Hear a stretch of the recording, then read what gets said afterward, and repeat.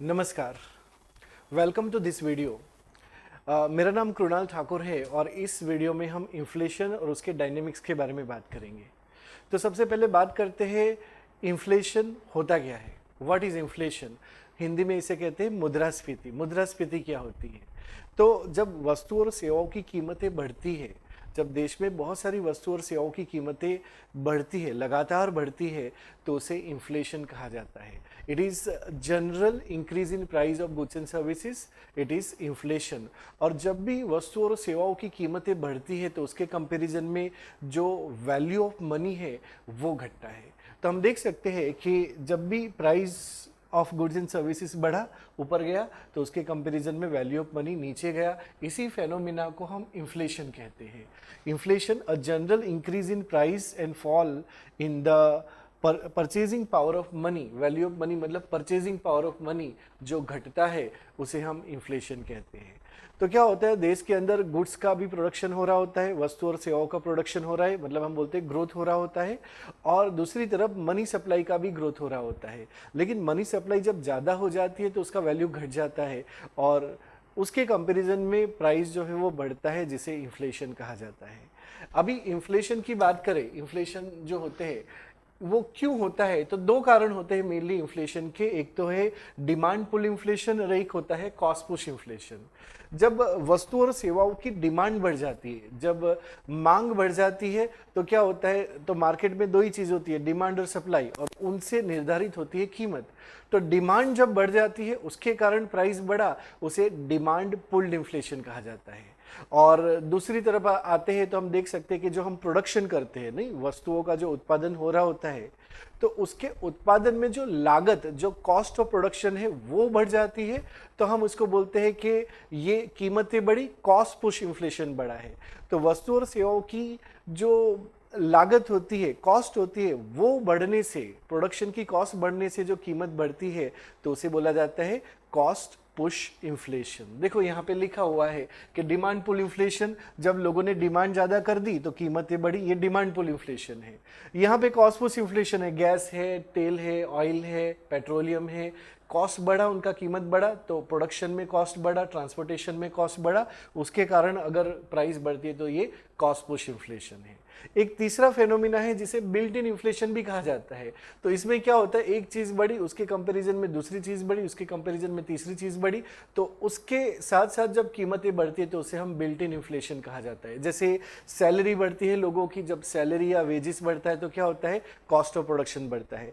Cost of production बढ़ता है तो क्या होता है, कीमतें बढ़ती है। कीमतें बढ़ती है, महंगाई बढ़ी तो क्या है, जीवन जीने का जो स्तर है उसको मेंटेन करने के लिए ज्यादा खर्चा होगा, ज्यादा खर्चा होगा तो फिर से डिमांड करेंगे सैलरी बढ़ाने की, तो सैलरी बढ़ेगी, सैलरी बढ़ेगी, फिर से कॉस्ट ऑफ प्रोडक्शन बढ़ेगा, कॉस्ट ऑफ प्रोडक्शन बढ़ेगा, कीमतें बढ़ेगी। तो इस तरीके से जो कीमतें बढ़ती है उसे बिल्ट इन इन्फ्लेशन कहा जाता है। तो ये बिल्ट इन इन्फ्लेशन है कि when worker expect their salary या wages to be increase, so that price also increases, और इसको हम बोलते हैं बिल्ट इन इन्फ्लेशन। तो ये तीन कारण होते हैं जिसके कारण हम बोल सकते हैं कि इन्फ्लेशन बढ़ रहा होता है।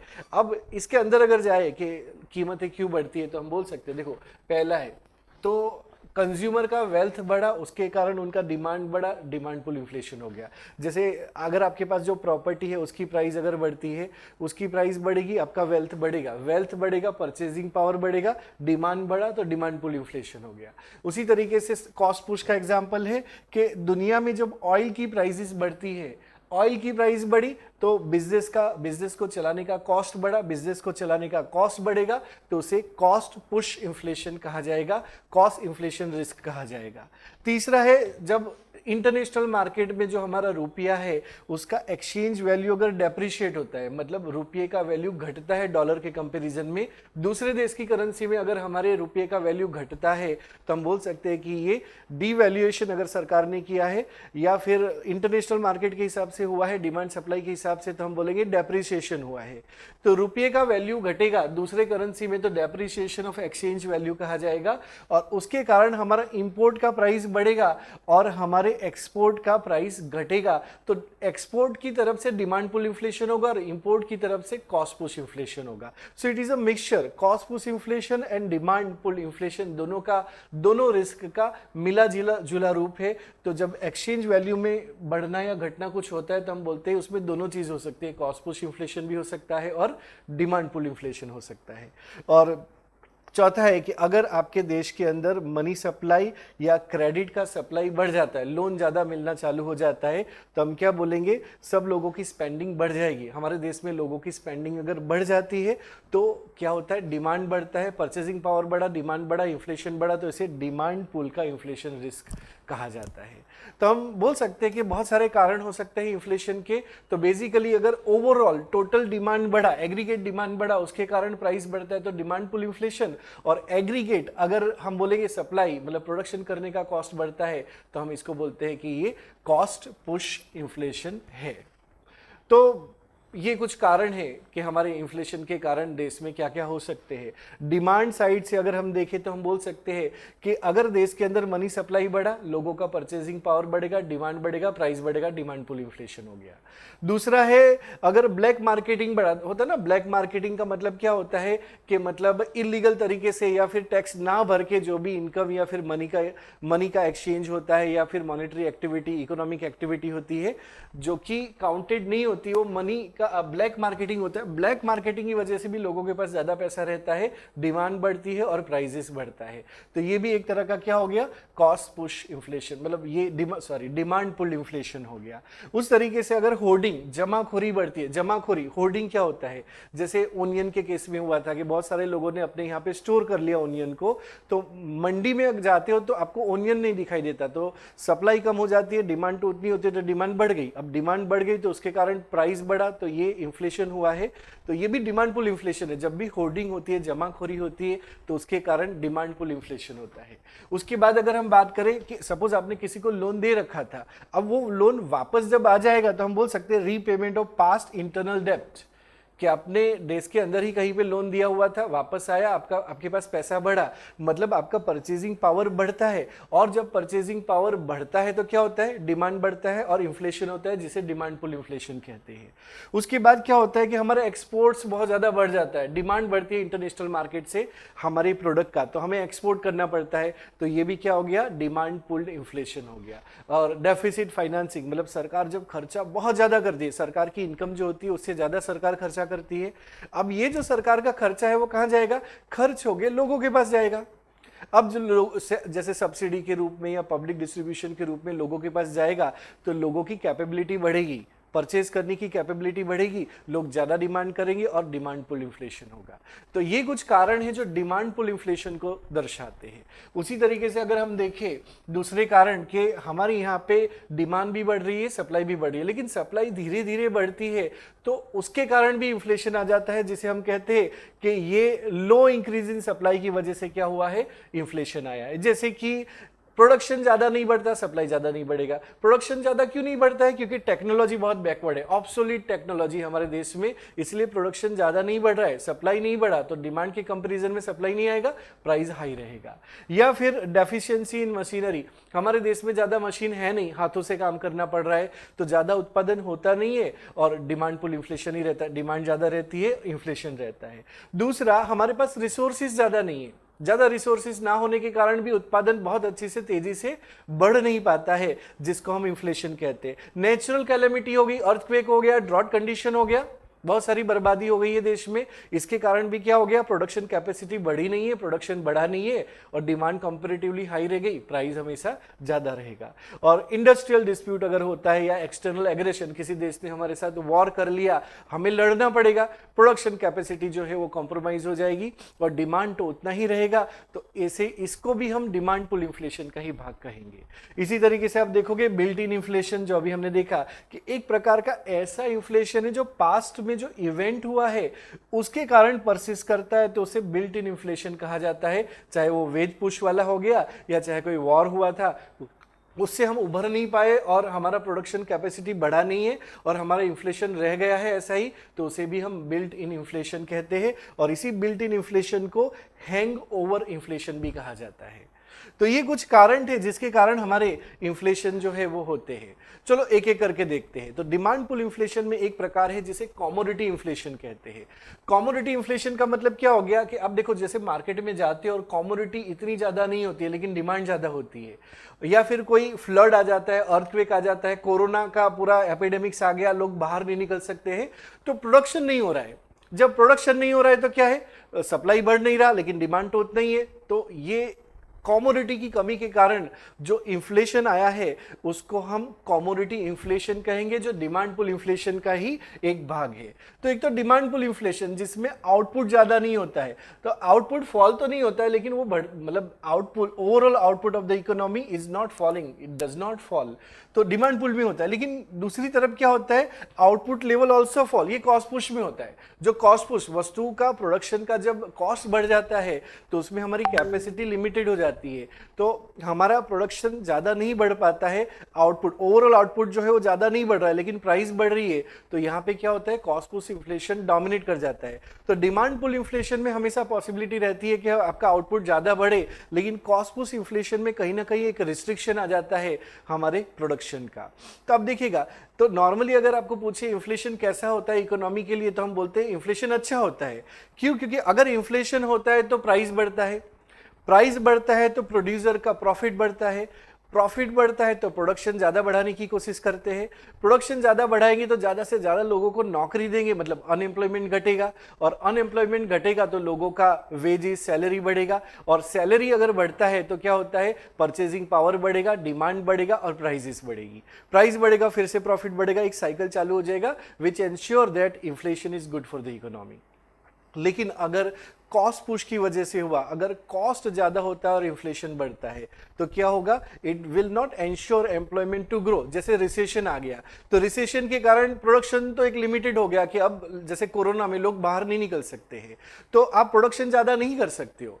तो ये जो अच्छा होता है, ये फिलिप लॉ है, तो उसका एक्सेप्शन है रिसेशन। रिसेशन के दौरान क्या होता है कि लोग बाहर नहीं निकल सकते, या कोई स्कैम हो गया, कोई इन्वेस्टमेंट नहीं कर रहा है, तो प्रोडक्शन तो नहीं बढ़ेगा लेकिन प्राइस तो इकोनॉमी में बढ़ता रहेगा। तो प्रोडक्शन नहीं बढ़ेगा तो जो बिजनेसेस चल रहे होंगे उनको भी बंद करना पड़ेगा, या फिर अनएम्प्लॉयमेंट बढ़ेगा, लोगों को फायर किया जाएगा। तो अनएम्प्लॉयमेंट बढ़ रहा है, इन्फ्लेशन भी बढ़ रहा है और साथ साथ में रिसेशन भी चल रहा है, ऐसी सिचुएशन को स्टैगफ्लेशन कहा जाता है।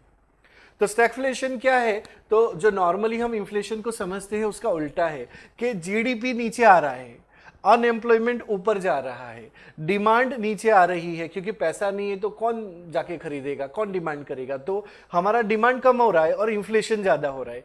ऐसी जब एबनॉर्मल सिचुएशन जब आती है तो उसे हम बोला, हाँ इसी बोलते हैं स्टैगफ्लेशन है। तो देखिए, situation of rising prices along with falling growth and employment को भी घटाना, इसको हम स्टैगफ्लेशन कहते हैं। तो स्टैगफ्लेशन में क्या होता है, रिसेशन इंड्यूस्ड इन्फ्लेशन कहते हैं इसको, या हम बोल सकते हैं कि ग्रोथ घट रहा होता है, इन्फ्लेशन बढ़ रहा होता है और अनएम्प्लॉयमेंट भी बढ़ रहा होता है, ऐसी सिचुएशन को हम बोलते हैं कि ये स्टैगफ्लेशन है। तो सीधा जैसे किसी भी जिम्बाब्वे में जब हुआ था तो ऐसा कुछ दिखा था कि जीडीपी घट रहा था, अनएम्प्लॉयमेंट बढ़ रहा था, कॉर्पोरेट अर्निंग घट रही थी और इन्फ्लेशन रेट जो है वो बढ़ रहा था। तो इसी को हम रिसेशन की सिचुएशन कहते हैं, क्योंकि रिसेशन में हालत खराब हो जाती है और यही सिचुएशन जो है वो स्टैगफ्लेशन होता है। हिंदी में कहते हैं मंदीगत मुद्रास्फीति। तो देखो, commodity inflation, commodity inflation simple है कि जब कमोडिटी की प्राइस बढ़ती है over the period of time, इसे कमोडिटी इन्फ्लेशन कहा जाता है। डेफिसिट इंड्यूस्ड इन्फ्लेशन क्या होता है कि जब गवर्नमेंट की स्पेंडिंग बढ़ती है और स्पेंडिंग बढ़ने के कारण वही स्पेंडिंग सरकार लोगों के पास जाती है, लोगों का एबिलिटी बढ़ाती है परचेज करने का, डिमांड बढ़ता है और प्राइस बढ़ता है, तो उसे डेफिसिट इंड्यूस्ड इन्फ्लेशन कहा जाता है। या फिर हम इसको हिनार्थ मैनेजमेंट भी कहते हैं।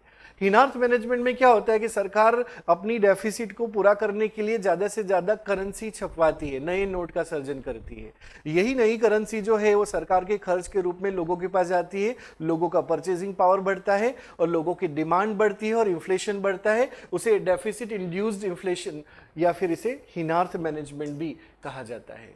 नेक्स्ट है क्रेडिट इन्फ्लेशन। क्रेडिट इन्फ्लेशन में क्या होता है कि जब बैंकों के पास ज्यादा से ज्यादा लिक्विडिटी होती है, ज्यादा से ज्यादा फंड होते हैं, तो बैंक अपने पास फंड रखता नहीं, वो ज्यादा से ज्यादा एसेट क्रिएट करता है, लोन देके एसेट क्रिएट करता है।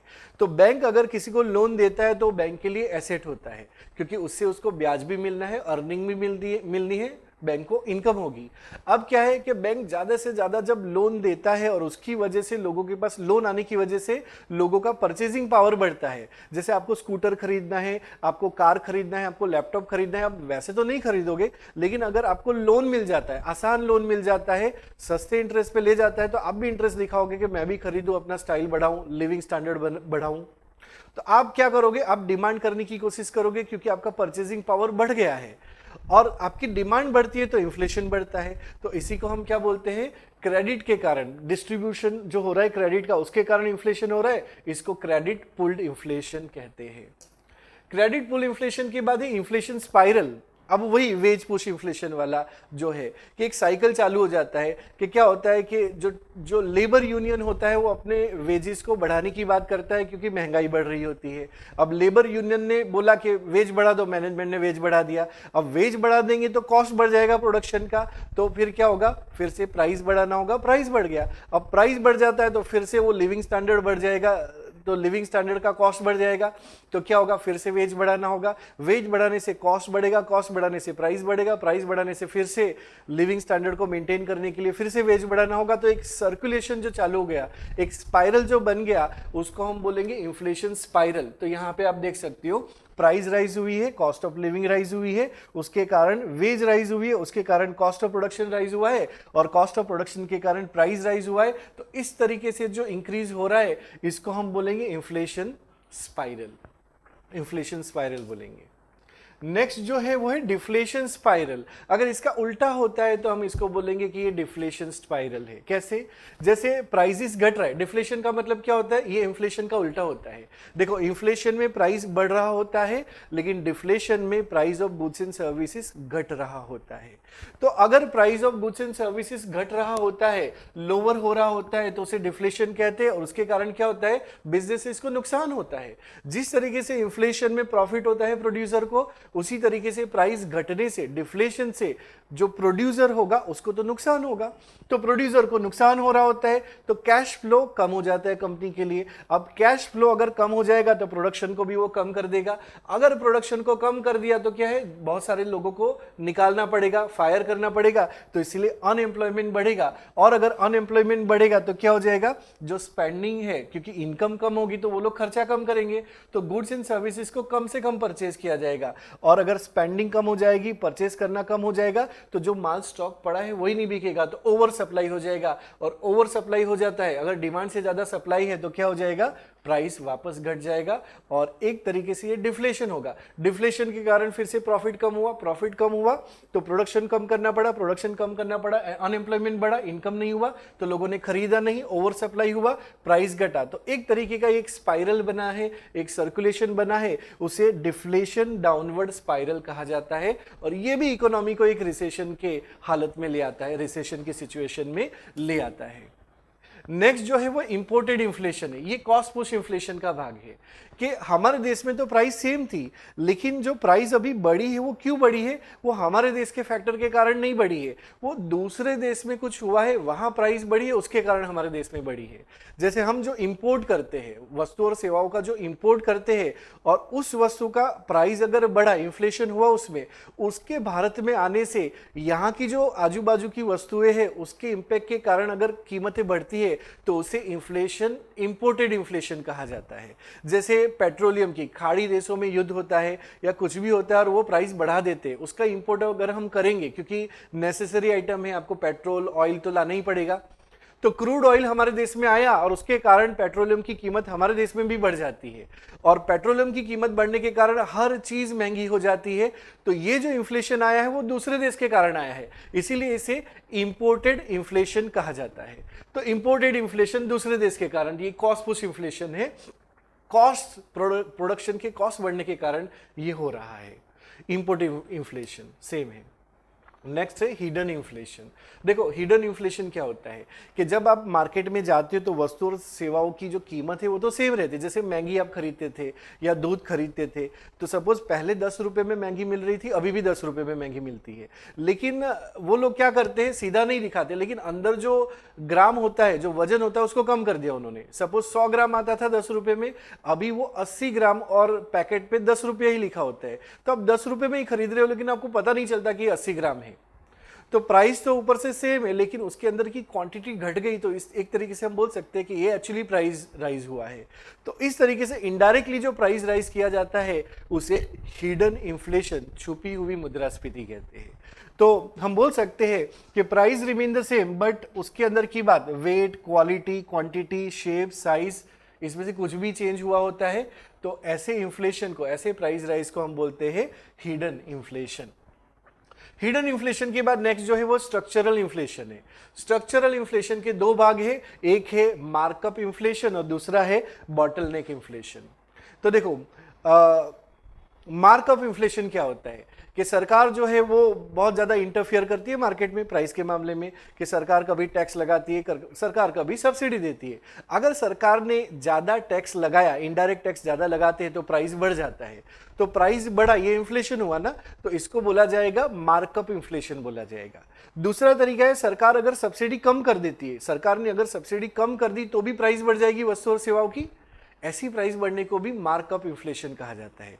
तो हम बोल सकते हैं कि जब वस्तु और सेवाओं की कीमतें बढ़ती है और उसका कारण होता है सरकार के द्वारा इनडायरेक्ट टैक्स ज्यादा लगाना या फिर सरकार के द्वारा सब्सिडी को कम कर देना, तो ये जो प्राइस बढ़ा है उसे मार्कअप इन्फ्लेशन कहा जाता है। लेकिन दूसरी तरफ अगर हम देखें बॉटलनेक इन्फ्लेशन, अगर देश के अंदर जो इंफ्रास्ट्रक्चरल फैसिलिटी है उसमें जो बॉटलनेक है, बैकवर्डनेस है, उसके कारण जो कॉस्ट ऑफ प्रोडक्शन बढ़ जाता है, तो उसके कारण प्राइस बढ़ती है। तो उस प्राइस बढ़ने को हम बॉटलनेक इन्फ्लेशन कहते हैं। जैसे अगर मैं किसान हूं और मैंने कुछ आलू का प्रोडक्शन किया है, टमाटर का प्रोडक्शन किया है, और मैं उसको ट्रक में भरता हूं, ट्रक को मैं बॉम्बे भेजता हूं।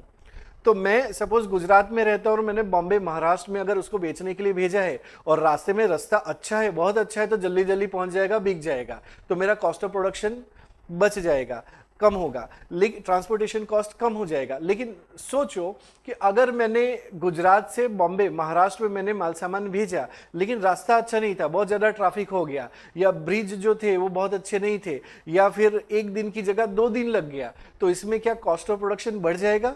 और अगर कॉस्ट ऑफ प्रोडक्शन बढ़ जाता है तो उसके कारण भी प्राइस बढ़ जाती है। इस प्राइस बढ़ने को हम बॉटलनेक इन्फ्लेशन कहते हैं। तो हम देख सकते हैं कि इंडस्ट्रियल सेक्टर में भी इंफ्रास्ट्रक्चर होता है, एग्रीकल्चर में भी इंफ्रास्ट्रक्चर होता है। सपोज एग्रीकल्चरल बॉटलनेक्स किसको कहेंगे कि फूड ग्रेन प्रोडक्शन का प्राइस बढ़ेगा। क्यों बढ़ेगा? क्योंकि फूड ग्रेन्स मतलब हमारे एग्रीकल्चर में बैकवर्डनेस है, इनइक्वालिटी है, या बहुत सारी ऐसी चीजें हैं जिसके कारण प्राइस ज्यादा रहता है, मोनोपोली रहती है। तो ऐसे प्राइस बढ़ने को भी हम एग्रीकल्चर का बॉटलनेक इन्फ्लेशन कह सकते हैं। दूसरा है कोर इन्फ्लेशन। कोर इन्फ्लेशन किसको कहते हैं? तो देखो, चाहे आप सीपीआई को कैलकुलेट करो या चाहे आप डब्ल्यूपीआई को कैलकुलेट करो, मतलब होलसेल प्राइस इंडेक्स या कंज्यूमर प्राइस इंडेक्स, कि जो भी इन्फ्लेशन का डेटा आपको मिलेगा उस इन्फ्लेशन के डेटा में 2 चीजें होती है। एक तो होता है आपका food production, like food product, food items होती है। दूसरी होती है एनर्जी और पावर की आइटम, और तीसरी आइटम जो होती है वो है फूड मैन्युफैक्चरिंग आइटम। तो फूड आइटम, एनर्जी, पावर की आइटम्स, और तीसरी जो है वो मैन्युफैक्चरिंग आइटम है। अब आप क्या करते हो, इन्फ्लेशन के डेटा में से फूड आइटम्स को और एनर्जी, पावर को माइनस कर देते हो, और जो आपको इन्फ्लेशन का डेटा मिलता है उस इन्फ्लेशन को बोला जाता है कोर इन्फ्लेशन। फिर से, तो कोर इन्फ्लेशन का मतलब ये होता है कि टोटल इन्फ्लेशन जो होता है, टोटल प्राइस राइज जो होती है, उसमें से फूड की आइटम्स में प्राइस राइज हुई है उसको, और एनर्जी और पावर में जो प्राइस राइज हुई है उसको माइनस कर दोगे, तो जो आपको इन्फ्लेशन का डेटा मिलेगा उस इन्फ्लेशन के डेटा को हम कोर इन्फ्लेशन कहते हैं। इसे स्टेबल इन्फ्लेशन भी कहते हैं, क्योंकि अब देखो फूड प्रोडक्ट और oil prices, power energy prices जो है वो डेली बदलती रहती है। तो सब्जी खरीदने जाते हो तो आप देखोगे रोज प्राइस जो है वो फ्लक्चुएट होती रहती है, ऊपर नीचे होती रहती है। अच्छा, पेट्रोलियम, डीजल है, नेचुरल गैस, ये अपना सीएनजी है, इसका भी प्राइस ऊपर नीचे रोज होता रहता है। तो फ्लक्चुएशन ज्यादा होता है, उसको आपने निकाल दिया इन्फ्लेशन के डेटा में से, और जो डेटा आपके पास रहा है उसको हम कोर इन्फ्लेशन कहते हैं। तो कोर इन्फ्लेशन का मतलब क्या हो गया, फ्लक्चुएशन वाले इन्फ्लेशन के डेटा को हटा दिया और जो मिला वो स्टेबल इन्फ्लेशन आया, जिसे कोर इन्फ्लेशन कहा जाता है। तो core inflation consumer price index में से आपने एग्रीकल्चर और एनर्जी को के प्राइसेस को माइनस कर दिया। नेक्स्ट है आपका हेडलाइन इन्फ्लेशन। हेडलाइन इन्फ्लेशन में क्या होता है, तो हेडलाइन इन्फ्लेशन में अगर टोटल इन्फ्लेशन जो है उसमें से आप फूड आइटम्स को और एनर्जी और पावर को माइनस नहीं कर रहे हो, उसको ऐड रहने देते हो, तो उसे हेडलाइन इन्फ्लेशन कहा जाता है। हेडलाइन मतलब हेडलाइन में कौन सा इन्फ्लेशन का डेटा आता है, तो देखो यहाँ पे गुड्स प्लस सर्विसेज का price is equal to headline inflation. लेकिन कोर इन्फ्लेशन में all items of CPI minus food and energy is equal to core inflation. तो कोर इन्फ्लेशन होगा उसमें आप फ्लक्चुएशन वाले डेटा को हटा दोगे, लेकिन हेडलाइन इन्फ्लेशन में फ्लक्चुएशन वाले डेटा को हटाओगे नहीं, रहने दोगे। फूड आइटम्स, एनर्जी, पावर, इन दोनों को आप रहने दोगे तो ये हो जाएगा हेडलाइन इन्फ्लेशन, और हटा दोगे तो ये आ जाएगा कोर इन्फ्लेशन। तो ये था हमारा कुछ प्रकार, इन्फ्लेशन के प्रकार। तो आज का वीडियो हम यहीं पे समाप्त करते हैं। ये वीडियो देखने के लिए धन्यवाद। Thank you.